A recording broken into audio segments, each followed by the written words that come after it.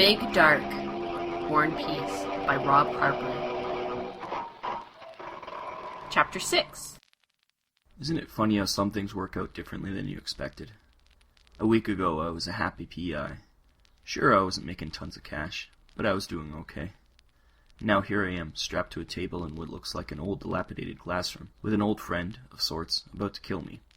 Not to mention the whole eternal darkness, end of the world stuff, which seems to be going on. Yep, this is definitely not the best week I've had. Carl's thugs rough me up a bit. I try not to open my eyes anymore because my whole face hurts, and I'd rather just be unconscious again. But Carl gives me a slap to wake me up. Then there is a splash of dirty, cool water to finish the effect. I said wake up. You always did sleep too long, War. My face stings and I relent to reality and open my eyes. Nice to see you're not dead. Why am I still alive? Why don't you just get it over with? I spit some blood and try to use my tongue to search for missing teeth. This is a nice change. I rarely get people who want to die. Same old depressing Warren. I move my eyes towards Carl, who's leaning on a chair. Beside him on a desk are various tools of torture, which I hope he doesn't intend to use on me. Speaking of the past, have you heard from the old gang? No you wouldn't, would you, as it's your fault we lost our home. You know it wasn't my fault. Carl just smiles. Sorry, War. Did I strike a nerve? Have you heard from anyone? Best to keep him talking rather than hurting. Afraid not. Who knew I was right about everything all along, eh? When I said we were all demons, you said I was nuts. Even after all that happened, you wouldn't believe. Damn, you saw what Nema could do. And calm? But no, you refused to believe the offspring of fallen angels and humans. What do you think now, Demas said you were there when it all went down. You could have followed your birthright and joined us. Yeah, maybe you were right back then, but not all demons are as easily morally corrupted as you. I instantly think of Blue, and know she would never have joined up with Demas, nor would Colm or Nema for that matter. You're thinking about Blue, aren't you? He could always tell whenever I thought of her. Carl loses some of his swagger and looks gloomy. What happened to her wasn't supposed to happen. I loved her too. We stare at each other for a while, both lost in our own thoughts. Then Carl snaps out of it and looks down to the array of tools and smiles wolfishly. You know, Warren, I wish I didn't have to kill you. You could always let me go. Whatever happened between us in the past is in the past. That doesn't mean I can let you go, though. I understand. Carl picks up a sharp prod-like instrument and examines its point. I'm sorry, Warren. I've got a reputation to maintain. Letting someone go wouldn't look good on my resume. He continues to needle me verbally before the real needling starts. Carl brings his tool up to my face and is about to ruin my good looks when something behind him catches my eye. Carl, maybe you should reconsider. I offer him one last chance. I don't think so, War. His smirk is instantly knocked off his face as he is clocked from behind by Angela. He hits the floor with a thump, and I can't help but feel his pain. The back of my head still throbs. I look up from Carl to my savior. Angela is also looking at Carl with a look of regret on her face. She quickly recovers and starts to untie me. I shouldn't have done that. How'd you know I was here? I ask as she gets one of my wrists free and goes to work on the knots around my ankles. I start on the other wrist. I've got my sources in high places. Well then, what kept you? I try to lighten the mood since I wasn't just tortured to death. She doesn't respond, but rather helps me off the table. Every inch of my body aches, and my first reaction is that I need a drink. I quickly push the urge out of my mind. Let's get out of here. The rest of them will be here any second. We make it out of the school by the way of the back staircase and escape into the night. If it is indeed night, it's so hard to tell now. Chapter 7. After we escape the school, Angela tries to take me back to my office, but instead I have another idea. Well, I guess now I owe you something. Ask me what you want, knowing full well what she's about to ask. You know something about the darkness, don't you? She looks deep into my eyes, and I know I have to show her. We make our way to the place where it all happened. We walk up the stairs to the abandoned church. I don't know why it was abandoned, but I do know it served Demas's purposes nicely. I should have told Paul all this, but now, this is where it all started. And so I tell her as we go into the dark church. I was hired by a priest to protect a teenage girl named Miriam Orr. The job seemed simple enough. I was wrong. She was a quiet little girl who didn't speak in all the time that I knew her, which admittedly was a very short time. I brought her to my office and set up a nice little bed on my couch, which is where I tend to sleep anyway, and then I proceeded to protect her in my own way. I got out a bottle of scotch and sat at my desk and drank myself unconscious. When I woke up from my alcohol-induced stupor, she was gone. Demas had had some thugs walk right in and take her while I was knocked out. It wasn't too hard to track them down, though, through the usual nefarious outlets, and the trail led to this church. I decided time was of the essence, so I went with a direct approach. I pulled my revolver and kicked in the front door. What I saw I will never forget. All the pews were broken like someone had taken a lot of joy in destroying the interior of the church.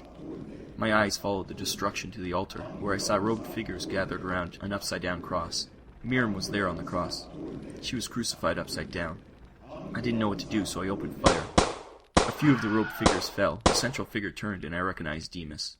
He had sacrificed her. Anger rose up in me, and I was about to open fire on him, and how I wish I had pulled that trigger. But then his face changed. It became more sallow, and his skin color became a sickly white, and from his forehead sprouted 2 twisted horns. I staggered back, and before I could recover, he was gone. I find myself crying at the memory. Angela puts a hand on my shoulder. He wasn't human. He was... I know. What? I'm shocked that she confirmed what I'd seen. I know what he is. He's a fallen angel. A devil, if you'd like. My group specializes in that sort of thing. What do you mean? You knew about these things? Where were you when he was murdering this child? We are sworn to non-interference. But we can teach you how you can defeat him. There's no time. My best friend's in the hands of a demon. I intend to get him back. I start to rush out of the church.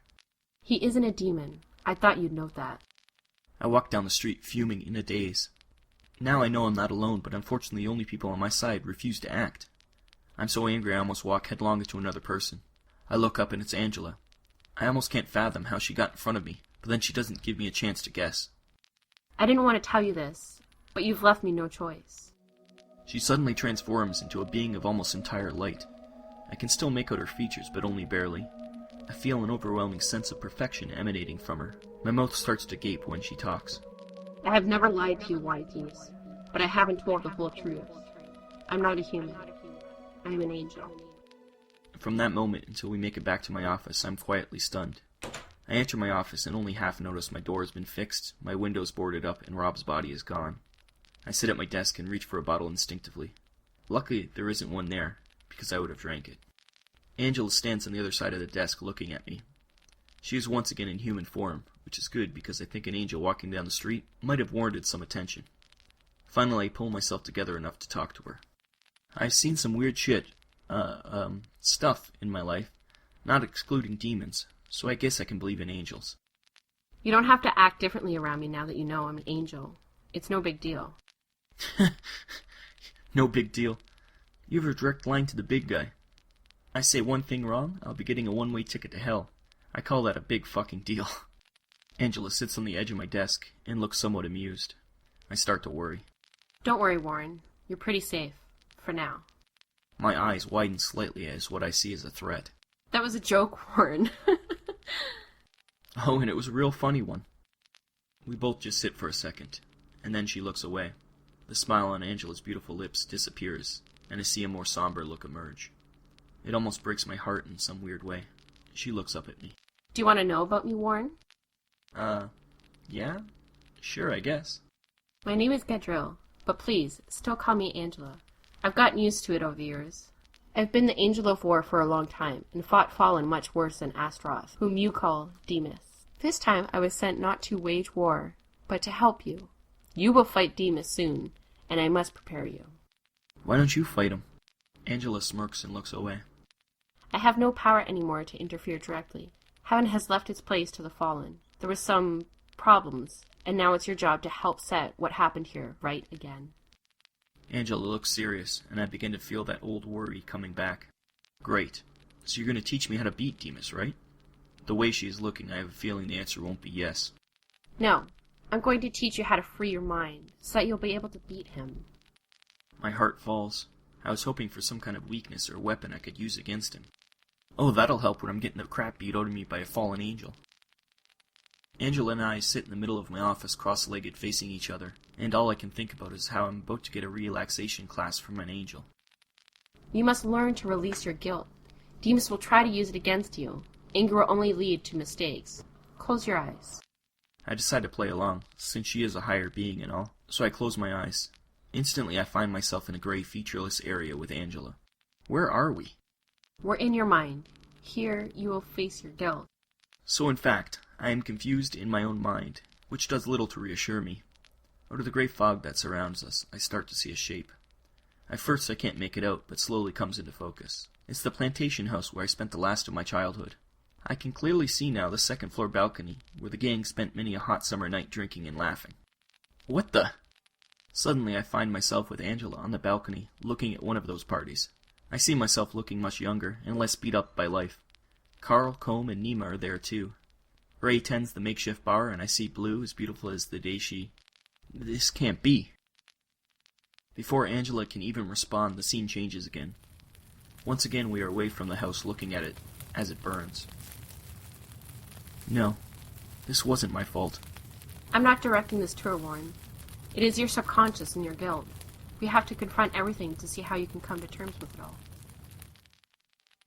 Once again the visions change before the two of us. I see the abandoned church where I first found out about Demas.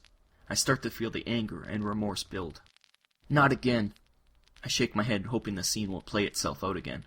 I watch as the dream me starts to recreate what happened before. I see myself rushing down a corridor, and I start to feel the tears well up in my eyes. I know what's at the end of that corridor. Then I instinctively act. No! Not again! I charge at the other me. I tackle myself and start to beat the other me. No! No! No! No!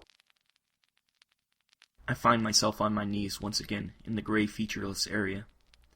I weep as Angela stands over me. It's all my fault. I failed. Angela crouches down beside me and puts her hand on my shoulder. No, it isn't. Can't you see you can never have defeated Demas without knowing what you were up against? But now you can set things right. No, I can't. I failed once. I'll fail again. Angela stands up and looks down at me. I look up at her and see anger burning in her perfect eyes. You must do it. You have no choice. I curl up into a ball and hope this is all a terrible dream. So be it. See what becomes of your world because you didn't act. She then grabs the sides of my head and stares into my eyes. There is a sort of fire burning in Angela's eyes that tears into my soul. Everything goes blank, and then I am thrust into a new environment. Unlike the visions I had before, this one is sharp and hurts.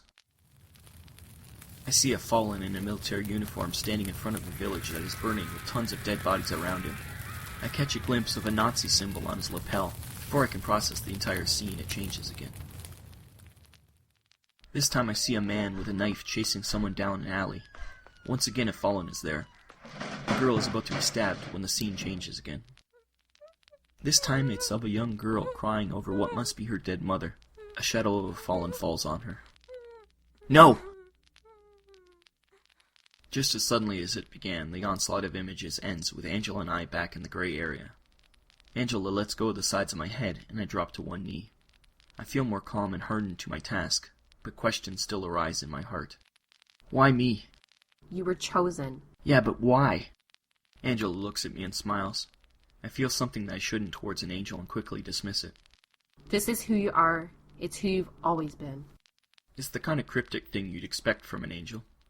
I close my eyes, and when I open them again, we're back in my office. Okay, I'm as ready as I'll ever be, I guess. I say, not quite sure if I'm lying. Angela looks at me if she isn't so sure either. To be continued.